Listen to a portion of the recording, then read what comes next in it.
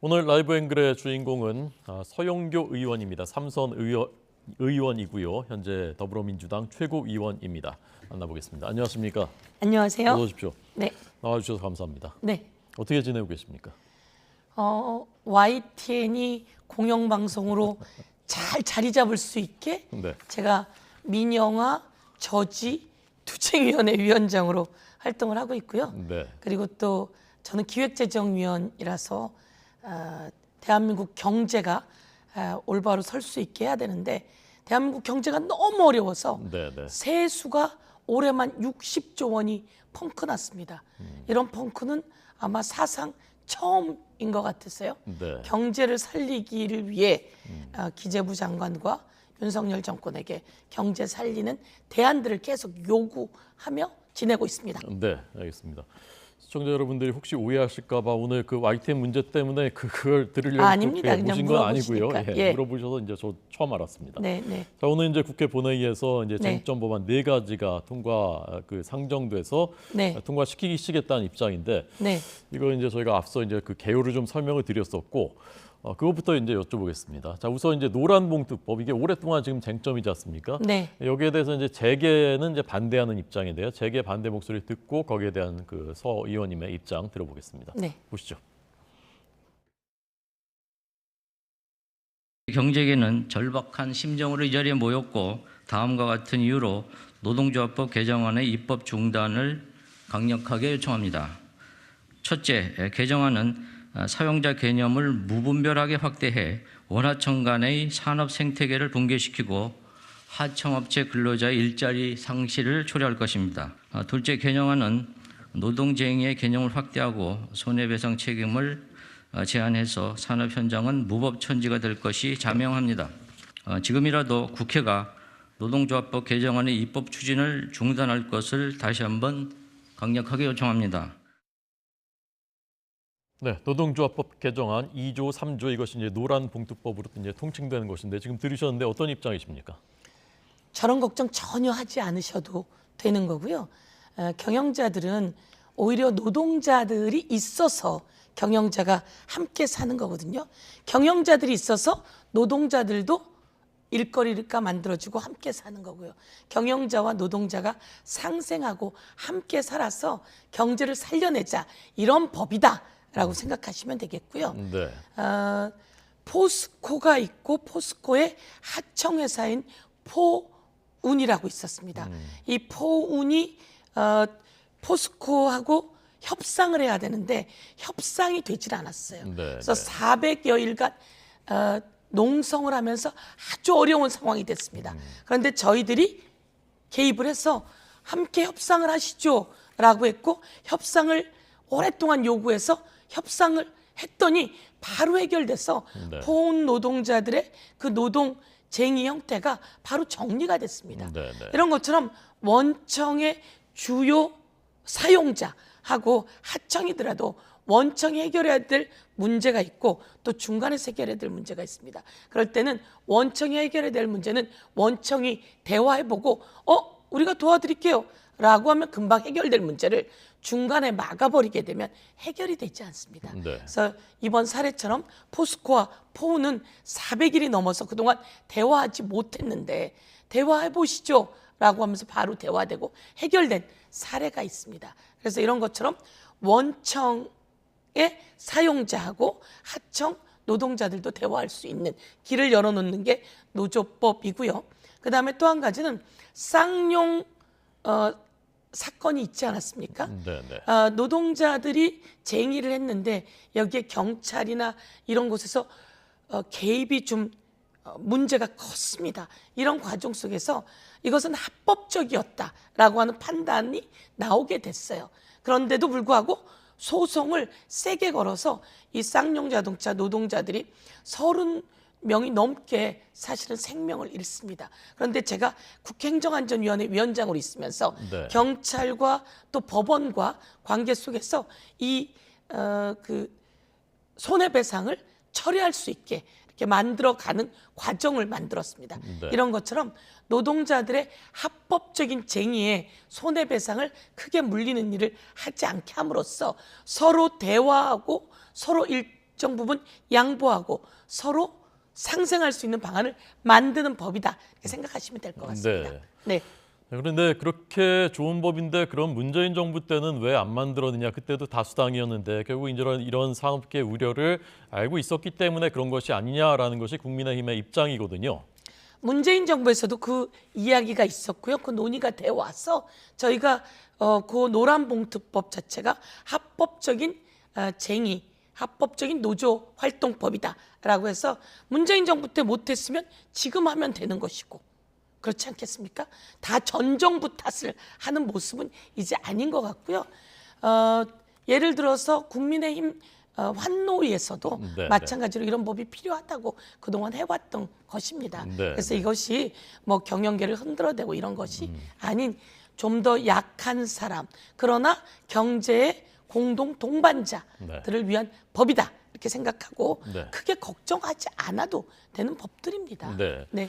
알겠습니다. 그다음이 이제 방송 3법인데요. 이게 그 세 가지 법에 걸쳐 있지만 결국 공영방송들의 이사 숫자를 늘리고 그 추천권을 여야가 하게 돼 있는 곳에서 이제 시민사회 쪽으로 이제 더 늘리는 이런 것인데 네. 여당은 이것이 이제 결국 시민사회라는 것이 친야 성향이기 때문에 결국은 지금의 공영방송을 야당이 장악하고 있는 구조를 그대로 가져가려는 것 아니냐라는 입장이거든요. 어떻게 생각하십니까? 전혀 그렇지 않고요. 뻔히 알면서도 그런 얘기를 하는 건데요. 이사를 추천하자. 기존에 9 내지 11명 정도로 있던 그 결정권을 가진 이사를 사장 추천을 하거나 이런 이사를 21명 정도로 늘리는 건데요. 네. 이 늘릴 때는 학계 추천, 그러니까 국회 추천은 5명, 학계 추천이 6명, 그리고 방송단체, PD, 기자협회 이런 추천이 또 6명, 네. 그리고 시청자위원회 추천이 4명 이렇게 됩니다. 그래서 네. 그냥 뭐 시민단체 이렇게 얘기하는 것이 아니라 국민에게 추천권을 좀 열어나가자. 네. 그럴 때는 국회 추천 몫이었던 것을 국회, 그다음에 시청자위원회, 학회, 그리고 방송 단체, 방송 관계자들 이렇게 넓히는 것이어서 네. 지금 이제 윤석열 정권이 됐고 국힘당이 여당이니까 우리가 쥐고 흔들 거야 이렇게 생각하는 건 안 돼. 네. 이런 취지인데 아니야 우리가 쥐고 흔들고 싶어 이런 생각을 갖고 있는 것 같은데요. 네. 더불어민주당이나 뭐 야당이 공정하게 전체 열어주자라고 하는 것이기 때문에 한 번 더 이야기하면 그렇게 학계, 방송 관계자, 시청자위원회 하자는데 뭐 야당하고 가까운 전혀 그런 거 아니다 이렇게 네. 말씀드리겠습니다. 네. 이것도 똑같은 얘기인데요. 국민의힘은 그렇게 좋은 법이면 문재인 정부 때 왜 안 만들고 그때는 방송을 지금 야당이 갖고 있으니까 그때 가만히 있었다가 정권이 바뀌니까 이게 하는 것 아니냐라는 것이거든요. 문재인 정부 때도 이 법안들은 있었어요. 그래서 네. 그때 했으면 더 좋았겠으나 그리고 그때는 이제 장악하거나 이런 일보다는 공영방송이 잘 되게 하는 일에 집중해왔던 것 같고요. 전 정부 탓 이것도 할 것 없이 지금 기회에 그때도 마찬가지로 이쪽 저쪽이 애매한 상황이었어요. 숫자나 그렇고 지금은 이제 야당 많은 사람들이 그리고 또 여당 안에서도 동조하는 사람들이 있습니다. 네. 예, 그래서 있습니까? 이런 기회에 공정하게 하고 그리고 또 이제 또 질문하시게 될 것 같은데요. 네. 지금 대통령이 네. MBC 같은 경우에 전용 기회도 안 태우잖아요. 네. 그리고 지금 뭐 YTN도 압수수색 여러 번 당한 걸로 제가 알고 있는데요. YTN, JTBC, KBS, MBC 그리고 모든 방송과 관련한 그리고 정부 비판의 내용이 있으면 압수수색하고 수사하고 협박하고 그리고 장악하고 이러는 경향이 있기 때문에 그렇게 하면 정권 오래 가지 못하거든요. 그렇게 하면 여당도 힘을 못 발휘한다고 저는 생각하고요. 그래서 언론을 장악하는 것들을 전 정부건 아니면 현 정부건 앞으로 갈 정부건 그런 일은 안 된다라고 하는 구조를 만들기 위한 것이다 이렇게 생각해 주시면 될 것 같습니다. 알겠습니다. 네. 이제 그 연관된 얘기인데 이제 이동관 방송통신위원장 탄핵 소추를 오늘 그 결정을 하신다는 것 같은데 그리고 좀 전에 말씀하신 게 YTN은 압수수색을 당한 적이 없었다는 것이 저희 지금 회사에서 그렇습니까? 정정해달라는. 그러면 저희가 또 생각하는 것은 네네. 저 질문이 안 끝났는데 네네네. 그래, 이동관 위원장 탄핵 소추를 오늘 이제 결정을 하시는 겁니까? 네, 분위기가? 그렇습니다. 오늘 의원총회에서 결정하게 될 네, 겁니다. 근데 할 것 같습니까? 탄핵 소추를? 제일 중요한 것은 그 헌법 21조입니다. 네네. 헌법 21조에는 언론 집회의 자유가 보장되어야 한다.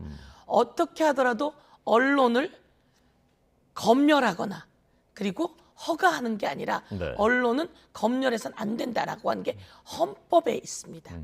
그리고 방통위법 18조에는 방심위를 독립적인 기구로 놓아야 되고 이렇게 되어 있습니다. 그런데 네네. 이제 이동관 방통위원장이 이 헌법과 그다음에 방통위법, 헌법 21조 방통위법 18조를 위반하고 근데 이런 내용은 이번 국정감사 과정에서 나오게 된 겁니다. 청문회에서 그동안 방송 장악 기술자였다라고 하는 것이 다 드러나지 않았습니까? 그래서 그 전에 그런 평가들이 다 있었던 사람임에도 불구하고 또 물레방아를 돌려서 회전문 인사로 와서 이 사람을 앉혔다. 그런 데는 방송을 장악하려고 하는 거다라고 하는 우려가 있었는데 네, 이게 네. 국정감사 과정 속에서 다 드러나게 됐습니다. 예. 그래서 이 부분은 그 자기 자격을 상실한 것이고 그럼 이에 대해서 국회가 국회의 권한으로 제재를 가야 되겠다라고 해서 탄핵을 검토하고 있고 그 부분에 대해서 논의가 이루어지게 될 겁니다. 네. 이동관 위원장이 8월 28일에 취임해서 이제 한 70일 정도 됐고 네. 헌법이나 법률을 위배했을 때 이제 탄핵 소추할 수 있게 돼 있고 그렇습니다. 현재 판례는 중대하고 구체적인 위반이어야 한다라는 게 판례인데 지금 말씀하신 이제 그 검열이라든가 네. 또는 이제 방심위 운영 이런 것은 사실 이제 논란의 여지가 있을 수 있는 것이고 이게 정말 중대한 법률이나 헌법 위반이 지난 70일 사이에 있었느냐 그 탄핵 그 중독된 것 아니냐라는 것이 국민의힘의 입장입니다. 국민의힘이 공부를 좀 더 했으면 좋겠습니다. 네. 이 방통위원장이 방통위에서 팩트 체크를 한다며 언론 기사 팩트 체크를 한다며 각 방송국에 뭐 예를 들면 뉴스타파 관련한 내용을 그 인용해서 보도한 방송국들에게 그 자료를 내놔라. 네, 네. 이렇게 해서 검열을 하게 되고요. 그리고 이와 관련해서 문제가 있다고 지적을 하게 되고요. 이런 것은 검열이고 탄압에 해당합니다. 이런 것은 다른 곳에서 해야지 방통에서 할 수 있는 내용이 아닙니다. 아주 구체적으로 들어왔다 이렇게 말씀드릴 수 있을 것 같고요. 방통위 산하에 방심위라고 있습니다. 민간 독립 심의 기구인데요. 방심위는 독립기구입니다. 그런데 방통위법에는 방심위는 독립기구이고 방통위가 이에 대해서 지시하거나 할 권한이 없습니다. 그런데 국정감사장에 나와서 방심위에게 이 팩트 체크를 하라고 지시하겠다 이런 발언을 하게 된 겁니다. 이런 것 자체가 아주 구체적인 내용이 되는 거죠. 네, 알겠습니다. 예, 그래서 아주 구체적으로 헌법과 법률을 위반하는데 네.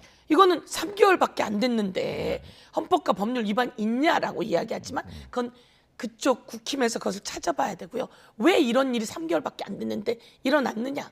그동안 해왔던 습성, 그전 이명박 정권에서 했던 습성들이라고 하는 것을 고치지 못하고 갖고 있는 것이고요. 이 사람이면 윤석열 정권을 흔들어대거나 비판하는 언론을 장악할 수 있을 거다라고 생각한 정권의 생각도 있을 거라고 생각하고 이게 현실로 드러나게 되는 데는 시간이 얼마 안 걸렸다.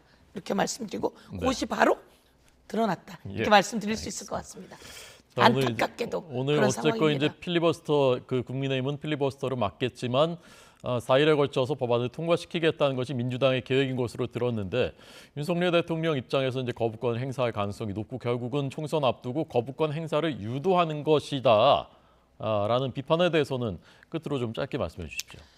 말씀처럼 방송 관련한 3법 그리고 합법적인 활동을 보장하는 노란봉투법 등은 아주 오래된 수건이고 그리고 내용이 특별히 뭐 아주 특별하게 다른 것이 없습니다.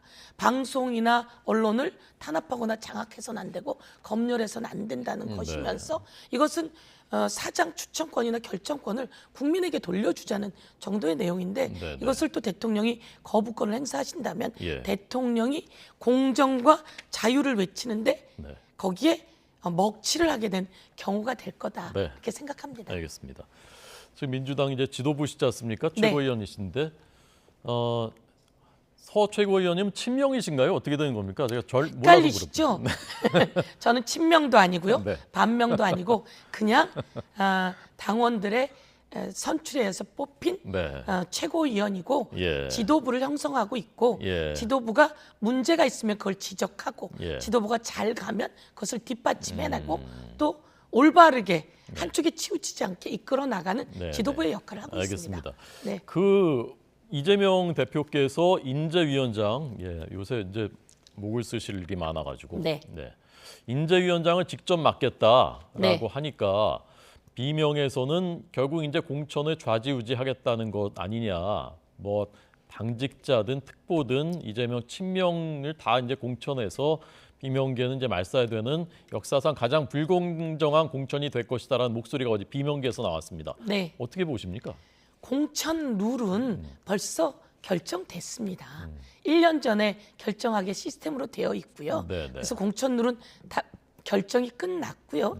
그리고 공천이나 이런 것은 경선이 원칙이다 이렇게 보시면 될 것 같습니다. 네. 그래서 인재위원장은 이제 언제나 있듯이 인재를 영입하고 또 기존에 있던 인재를 발굴하고 인재를 교육하고 취약계층을 대변할 사람 그리고 미래를 대변할 과학 인재 그리고 또 AI 등 첨단 인재 이런 사람들을 영입해서 대한민국의 경제를 살리고 또 대한민국의 어려운 사람을 대변할 그런 구조를 만들어 나가는 그러면서도 대한민국 사람들이 저 정도 사람이면 정치권에 들어와서 우리가 좋아할 사람이야 이런 사람을 발굴하는 일들을 하게 되는 겁니다. 네. 그래서 불출마한 곳이나 뭐 이런 곳에 영입한 인재를 전략 공천할 수도 있고요. 아니면 굳이 총선에 출마시킬 수도 있지만 출마하지 않고 또 중요하게 당에 좋은 인재로 쓸 수도 있고요.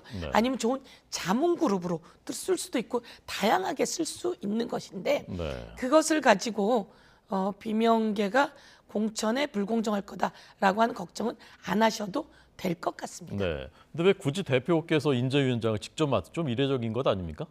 인재위원장은 예. 지난번 총선에서도 네.